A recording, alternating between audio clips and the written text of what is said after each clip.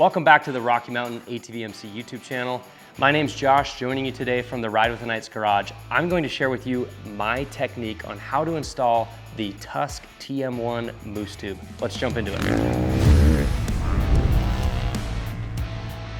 First off, a little bit about mousse tubes and mousse inserts. They are a flat prevention system composed of dense foam that virtually eliminates the possibility of flats. I've been riding off-road motorcycles for over 20 years and I absolutely love mousse inserts. They are a complete game changer. For me, it's really a no-brainer. It eliminates every off-road rider's biggest nemesis, which is flat tires. Takes the fun away from it. Nobody wants to stop riding. Mousse inserts are the way to go. In this video, we're focusing on the process of installation. We're gonna show you my technique on how to install this, what tools you need, and some tips and tricks to make the process a little bit easier for you. Let's jump into it. First up, let's cover some of the tools that I'll be using for this process. The most important thing is our tire changing tool. This is the Neutron Speed Pro tire changer. The key component here is the lever arm that helps apply pressure to a focused area there. This process can be done without it, but really a lot of the technique revolves around this tool. Next up, I like to use 5 of these Tusk tire irons, and then any of the tools necessary to get your wheel off of the motorcycle. My axle is a 32 millimeter, and then we're gonna need to loosen our rim lock. Mine is a 13, sometimes they're 12. 13 millimeter to loosen the rim lock. This is everything we need to install our mousse tube. As a reminder, it's always a good idea to wear eye protection. During the recording of this video, I didn't wear mine, that's on me. However, in my experience when changing tires, especially when a tire iron is under tension, it is very likely that it can flip up towards your face. It's a good idea to wear safety glasses, keep your eyes safe so you can see the trail on your next ride. Once your wheel is removed from your motorcycle, the next step is going to be taking the tire off the wheel. We can't install our new mousse insert until we have taken off our old setup. So today I'm working with a mousse insert, so I will go through the steps on how I like to remove a mousse, but you may have a tube on your motorcycle. So go through your favorite steps, or I'll show you some of the things that I might do a little bit differently if I were removing a tube. But this case, it is a mousse insert. So I like to use a clock for reference to help show where I'm placing the tire irons, with 12 o'clock being at the top. So the very first thing I'm gonna do is go ahead and loosen up my rim lock. Make sure that my rim lock is completely loose. I don't remove the nut completely. I just simply loosen it up and back it out to the end of the threads right there. Now I'm ready to go ahead and start using my tire irons. With the rim lock placed at 3 o'clock, I'm gonna use the arm on the Neutron tire changer to help me place these tire irons. I like to use the flat end during this step. It helps pull them out. So I'm gonna go ahead and start inserting 5 tire irons. About 3 to 4 inches apart. I'll go ahead and press down with the lever and press as hard as I can to get that tire iron all the way under the bead. I want to make sure that I'm getting this lip as far under so it holds in place. I like to do 5 because usually you can get it with about 3, but sometimes they'll slip out when you start tugging on them to get it out. There we go, we got the last one in there. So now with our 5 tire irons in, I'm gonna go ahead and start turning them over. Kind of keep your eye on them to make sure that they don't slip out. You want to keep as many of them in as possible. So I flipped over the 5 tire irons. This is the nice part of using the flat side, is they generally will come out much easier. So now I have a portion of the first side of the tire removed. That's the nice part about using the Neutron Speed Pro tire changer, is I can just use the arm for pretty much the rest of the removal. So I'm gonna flip the tire over using the arm and change some of the angles here. I'm just gonna press around the wheel and press the mousse tube and tire as far as I can off. gonna be a little tricky to try and do it near the rim lock, so I don't actually apply pressure directly on the rim lock. I'll go everywhere but the rim lock. Now, once I have the mousse tube and tire sort of falling off the bottom of the rim, I'm gonna go ahead and try and push this second half of the tire off of the rim. Now, what's pretty cool about the tire changer is you actually have some adjustability with this angle of the foot. That's what this slotted groove is here in the back of the Neutron tire changer. Now, when you put it in the uppermost position, it kind of pushes that way, whereas in some of these others, it applies pressure directly down. And that's the position I want.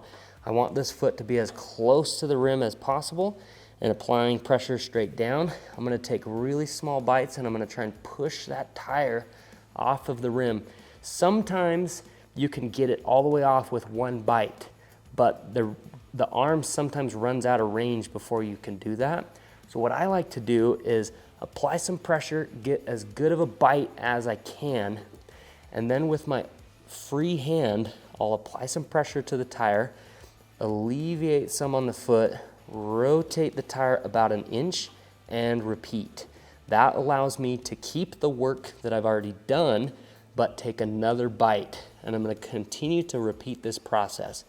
Apply some pressure with my hand, release with the tool, rotate, take another bite, and with about 2 or 3 of those, I'll be able to take one more and get the tire completely off. So right there I can feel that it's starting to slip all the way off. With one more bite, this whole tire is gonna fall off of the rim. I now have the entire tire off of the wheel with exception to this small little piece that is just hung up by the rim lock. That's where this uppermost position in the slotted groove comes into handy because I don't want to apply pressure directly down. I kind of want to apply pressure this way. So I'm going to move that foot up into the uppermost position, go ahead and apply that pressure on an angle, and it'll pop right off the rim lock. Once you have your old tire removed, you're almost ready to install your mousse tube. However, there's a couple things we want to check first. It's really important that we seal off the rim because you will use some lubrication to install these and we don't want it seeping through all of the spoke nipples. So if this is your first time installing a mousse tube, you likely have the OEM or original rim strip. If you removed a tube, you're gonna wanna go ahead and remove your old rim strip, clean the surface, the interior surface of your rim really well. I like to use a good microfiber rag, some brake cleaner, scrub, and remove all of the grease so that you have a clean working surface. And then use a nice high quality tape to fit the center portion of the rim. You don't have to cover up the whole width, just enough to cover those spoke nipples. Do an entire circumference of the rim. I like to start somewhere near the rim lock and then go 360 degrees all the way around and then overlap it so it has some overlap and keeps itself there. You also want to make sure that you cover your valve stem hole. Most rims are going to have 2 holes drilled in them, one for the rim lock and one for the valve stem. Being that we're converting this to a system that no longer uses the valve stem, we want to seal that. So with that setup done and that preparation, we are now ready to install our mousse insert. For all you hard enduro guys out there, Tusk actually does sell these mousse drill bits that you can purchase, 3 different sizes. You can go ahead and drill on these predetermined spots or at your own will and create a softer mousse setup. Big warning though, by doing so, you will likely decrease the lifespan of your mousse. I would only recommend this if you're riding strictly hard enduro. Now that we have our wheel prepped, we are ready to go ahead and insert our mousse tube into the tire. Now, when you purchase your Tusk TM-1 Mousse Tube, be sure to scroll down and view the mousse sizing chart for the appropriate size tire. Tusk has gone ahead and made this super easy. You can even search in the sizing chart to find whatever tire manufacturer you have, as well as the tire size, and it will show you exactly which Tusk TM Mousse Tube to purchase for the size tire that you have. So today we're installing the TM-1 31 inside a 110-118. Go ahead and use that sizing chart, it'll help you out a ton. After removing your mousse tube from the box, you'll notice that it comes pre-packaged with a tube of Tusk Mousse mounting lube. This will help you during the installation process. It will help lubricate the mousse during your off-road riding to help increase the lifespan. And this stuff is absolutely awesome. Tusk has gone ahead and produced a larger bulk size that you can purchase from Rocky Mountain. I changed a lot of mousses. I'm super excited about this bulk container. This will be sufficient for changing one tire. Now, the instructions on the back of this say to put half of the lube inside the tire and then the other half on the mousse itself. I personally like to put the whole tube inside the tire. You can do it either way, it'll work just fine. So I'm gonna go ahead and use this entire tube of Tusk Mousse mounting lube. The goal here really is just to apply this lube to the entire interior surface. Once we have all the lube applied to the interior of the tire, we're now ready to install our mousse tube insert. I like to work on the bottom of the tire. This gives me a little bit more stability. So I just go ahead and press hard on the bottom to get it started. And then I slowly just work my way around, adjusting the tire to allow me to push down. I am keeping an eye. I can see the manufacturing seam here in the middle. I want to make sure that I kind of keep it as centered as possible. Once I get to the end here, I can push the last piece and allow that to fill the interior of the tire. With our mousse tube inserted into the tire, we're now ready to mount this tire onto our wheel. So, a couple things to be aware of right here. This is an important step to make sure the orientation and direction of your tire. These T35s are bi-directional, so it doesn't matter which way we put it on, but keep that in mind as you're mounting this onto your wheel. Another thing I like to do is I like to start with the sprocket side down on the tire changing machine. It's a little less sharp than the rotor. Once I have the wheel on the stand, I'm going to orient the rim lock at 6 o'clock here on the bottom. This is going to act as a little bit of a holder for my tire. I'm going to go ahead and pick up my tire, ensuring that I have the direction correct. And starting from the bottom, I'm going to work with the rim lock here, and I'm going to make sure that I get the edge of the tire, the bead of the tire, to sit in between the rim and the rim lock right here. I'm just going to press that in there. It's not going to want to go on very far, but just enough to kind of use it as a placeholder. I like to support the tire with my knees. You can wear some knee pads for a little bit extra comfort, but I'm just going to hold the tire right there with my knees on the tire. This frees up my hands, allows me to grab 2 Tusk tire irons.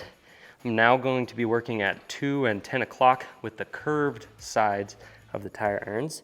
I'm going to go ahead and insert those, and I'm just going to slowly start to work this tire onto the wheel, working from left to right.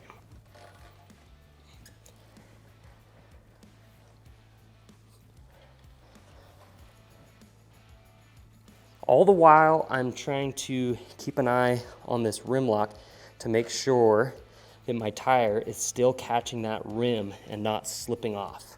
That's why it's so important to keep consistent pressure with your knees. I'm not concerned about getting the whole tire on. I'm really just focused on half of the tire. Imagine the bottom half. I just want the bottom half on first. I'm gonna go ahead, keep my eye on that. I've got about 2/3 of the tire on at this point. I like to alternate sides.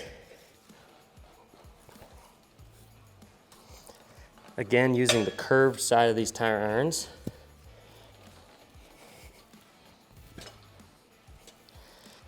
Changing a mousse is all about feeling.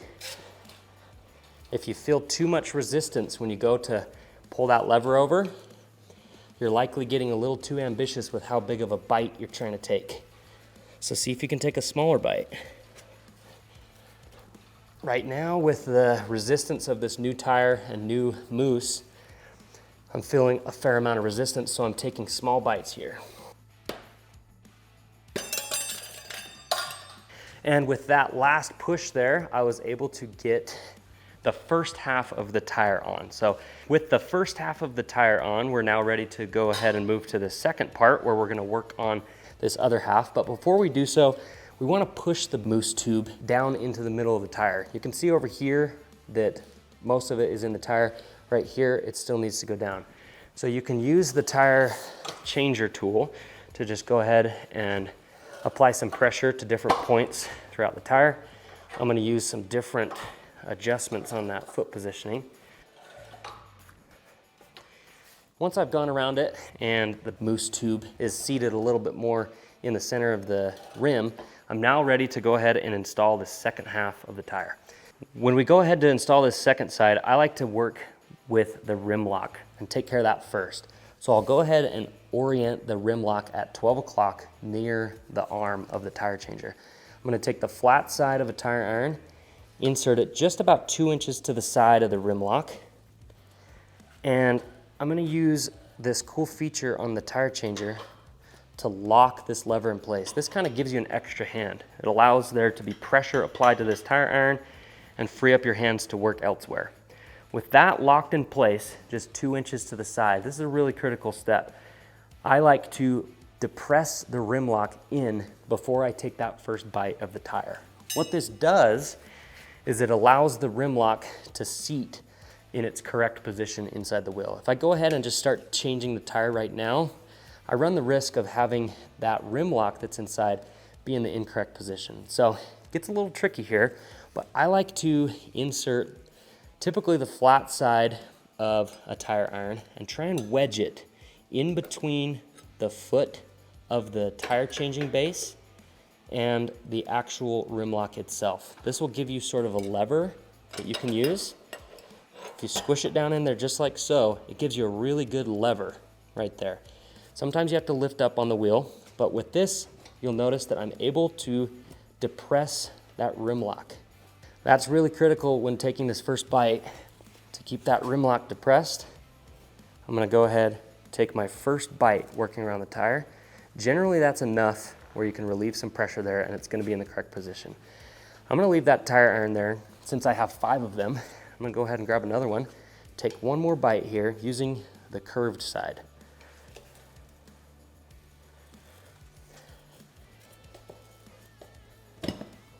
I'm gonna continue working around the tire, going clockwise, just taking 2 and 3 inch bites with the curved side of these tire irons.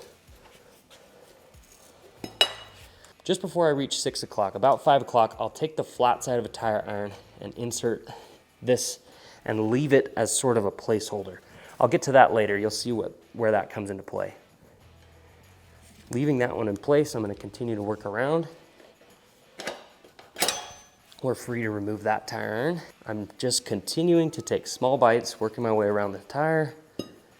Using the curved side gives me a little bit different leverage.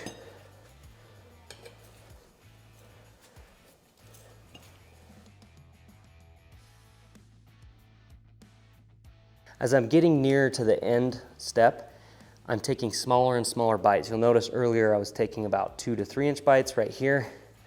I'm working really small, 1 inch bites. I'm just feeling the tension in the tire and I'm keeping an eye on this bead right here, making sure that as I pull tension that it pulls down and compensates a little bit.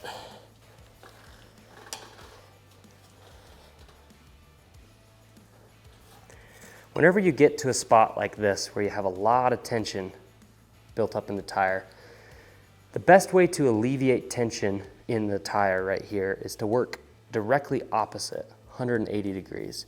So I have a lot of tension here, so I want to keep my eye on the area directly opposite, 180 degrees, right over here. There's a couple different things I can do to try and alleviate pressure, but I'm going to go ahead and try and take another bite, see what happens. So as I'm keeping an eye on all of this tension in this side, I want to make sure I can alleviate some pressure opposite. That's generally why I put a lever with the flat side in over here as a placeholder. That gives me a point over there where I can press. Sometimes it helps suck the tire in. In this event, when I took that last bite, this one popped out. So I might have to pull out some other tricks to get this in. But I'm gonna go ahead and continue taking small bites, 1-inch bites at this point. And what I'm doing here is with this lever all the way down, I'm releasing pressure about halfway, giving myself enough room to insert the next one so I can feel that that lip is against the rim. Resume with that first one down, and then I'm gonna go ahead and pull over that second one. So right now, as I'm pulling on this, you'll notice that there is a lot of tension right here. And these tire beads have metal inside. I don't wanna pull so hard that I snap this metal bead right here. So when I get into a circumstance like this where I can't pull on that without breaking the bead, my only option is to alleviate pressure opposite the rim. Whatever it takes, whether I have to use a placeholder. My next favorite trick is actually just to use the foot on the tire changer. So I'm gonna release my locking lever right here. With the locking lever released, I can go ahead and move the tire so that I'm now able to use the foot of the tire changer and alleviate some of that pressure while I'm working opposite over here. So I'm gonna try and kind of orient it directly opposite using the adjustability of the foot. I'm gonna get it to a position where I can press down. By pressing down, you'll notice that I'm able to push that bead down into the rim. Even though that just moves a little, it gives me just a little bit of extra work and slack on this opposite side. Applying some pressure there, I'm gonna go ahead and try and take that next bite. So now you'll notice something different here. You'll notice that when I took that last bite, that I was able to suck that bead down in. That's good sign. That's exactly what you wanna see. You don't wanna go past that last step until you see that bead suck down. Alleviating some pressure, I'm gonna take another 1-inch bite. You'll watch and you'll see the tire, as you build tension over here, creep down in and suck that bead into there. That's exactly what you wanna see. As I'm changing this mousse tube, if I'm able to see and recognize that it's cooperating on the opposite side, I can continue to advance forward in each bite I take. But if I don't see that opposite side cooperating, I don't wanna go further. I wanna use a placeholder lever, the foot on the tire changer, or some soapy water or some type of lubricant to get that to slide down. I have almost the entire tire installed. I just have one last bite. You can go ahead and either try and insert a tire iron in here. It's really stiff. So I'm going to try and use the foot of the tire changer to get this last piece in. So I'm gonna flip it up into this upper position. Just press down and pop right in. With the rim lock secure, this wheel and tire is ready to go back on our dirt bike, ready to rip. Thanks for watching this installation video. It's a process that requires a little bit of technique, but anybody can learn the steps necessary to do this at home with the correct tools, all of which are available at Rocky Mountain's website. Mousse tubes, mousse inserts are awesome. They make the riding experience better. I love them. Thanks for watching this video today. We will see you guys out on the trails.